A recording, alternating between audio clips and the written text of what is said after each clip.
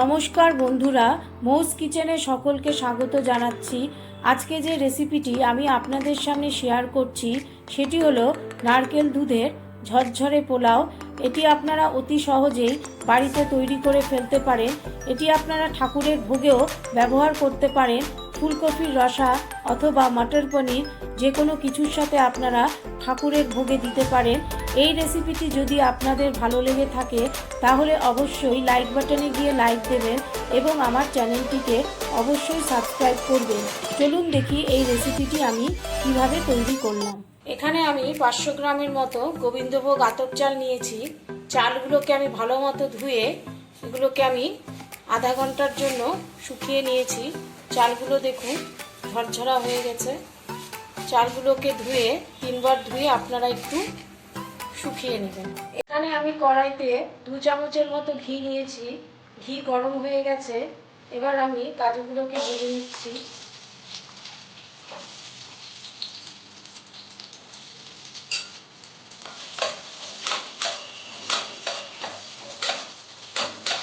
কাজুগুলো হালকা ভাজার পর এর মধ্যে আমি দিয়ে দিচ্ছি কয়েকটি কিশমিশ। কিশমিশগুলো আমি হালকা ভেজে নেব।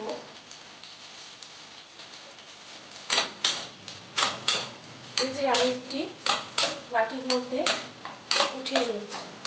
পুরো রান্নাটি আমি ঘিতেই করব। আপনারা সাদা তেলও ব্যবহার করতে পারেন। এবার কাজু কিশমিশগুলোকে আমি একটি বাটির মধ্যে উঠিয়ে নিচ্ছি।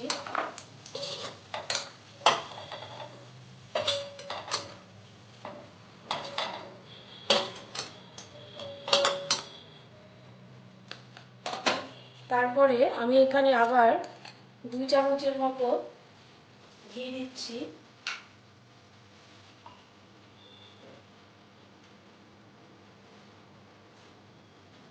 এবার এর মধ্যে দিয়ে দিচ্ছি 3টে তেজপাতা ফোড়ন, দিয়ে দিচ্ছি 3-4টে দারচিনি, দিয়ে দিচ্ছি 4-5টা এলাচ, দিয়ে দিচ্ছি 4-5টা লবঙ্গ, দিয়ে আমি একটু নেড়ে দিচ্ছি।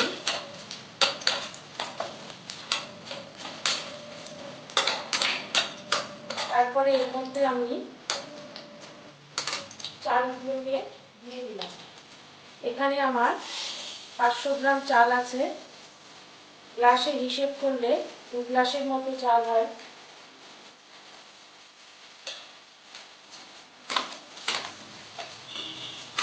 এবার ভালো করে আমি ঘিয়ের সাথে চালগুলোকে মিশিয়ে নিচ্ছি। অন্যদিকে প্যানের মধ্যে আমি পনিরগুলোকে হালকা হালকা ভেজে নিচ্ছি।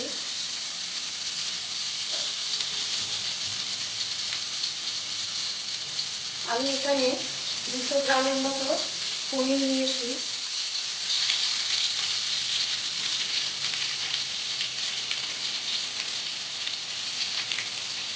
পনিরগুলোকে আমি দেখুন হালকা ভেজে নিলাম। এগুলোকে এখন আমি একটি বাটির মধ্যে নামিয়ে নিচ্ছি। আপনারা চাইলে না ভেজেও দিতে পারেন, কিন্তু আমি একটু ভেজে নিচ্ছি পনিরগুলোকে। চালগুলো 2 মিনিট নাড়ার পর ভালো করে যখন ঘি দিয়ে মিশে যাবে চালগুলো, তখন এর মধ্যে আমি দিয়ে দিচ্ছি, এখানে যেহেতু 2 গ্লাসের মতো চাল আছে সেই জন্য আমি নিয়ে নিচ্ছি 2 গ্লাসের মতো নারকেল দুধ, আর নিচ্ছি 2 গ্লাসের মতো জল। টোটাল আমি নিচ্ছি 4 গ্লাস। এবার ভালো করে একটু মিশিয়ে নিচ্ছি। জলের মাপটা একদম ঠিকঠাক দেবেন, না হলে কিন্তু পোলাও ঝরঝরে হবে না। এরপরে এখানে আমি দিয়ে দেব 1 চামচের মতো লবণ। লবণ আপনারা আপনাদের টেস্ট অনুযায়ী দেবেন। লবণ দিয়ে আমি একটু নেড়ে দিচ্ছি।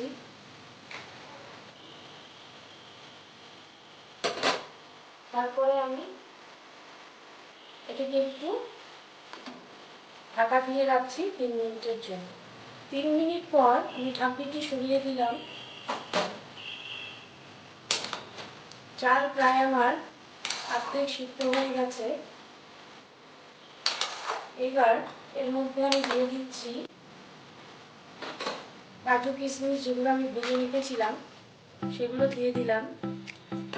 আর দিয়ে দিচ্ছি পনির কিউবসগুলো, যেগুলো আমি ভেজে রেখেছি।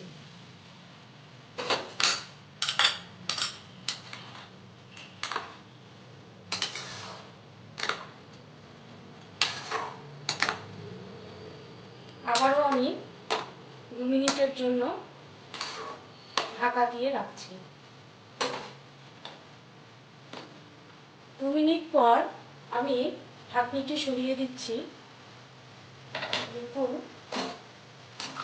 ঝরঝরে পোলাও। এরপর একটু জল জল আছে। এরপর এর মধ্যে আমি দিয়ে দিচ্ছি 2 চামচের মতো চিনি।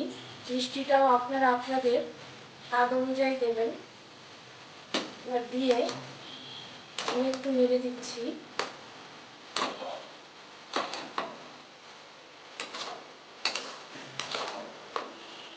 মিনিট আপনারা এইভাবে একটু নেড়ে নিন। 2 মিনিট এইভাবে আমি নেড়ে নিলাম। দেখুন পুরো ঝরঝরে নারকেল দুধের পোলাও আমার প্রায় রেডি হয়ে এসছে। এবার এর মধ্যে আমি দিয়ে দেব 3টে এলাচ। আমি থেতো করে নিয়েছি, 3টে এলাচ থেতো দিয়ে দিলাম। আর দিয়ে দিচ্ছি 1 চামচের মতো ঘি। দিয়ে এটিকে সামান্য একটু নেড়ে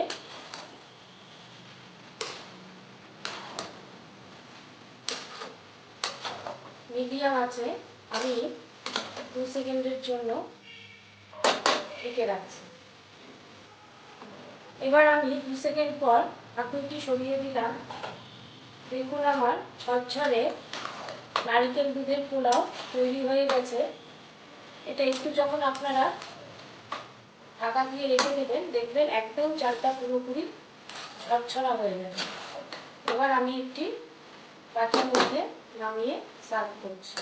এভাবে আমি নারকেল দুধের পোলাও তৈরি করে ফেলেছি।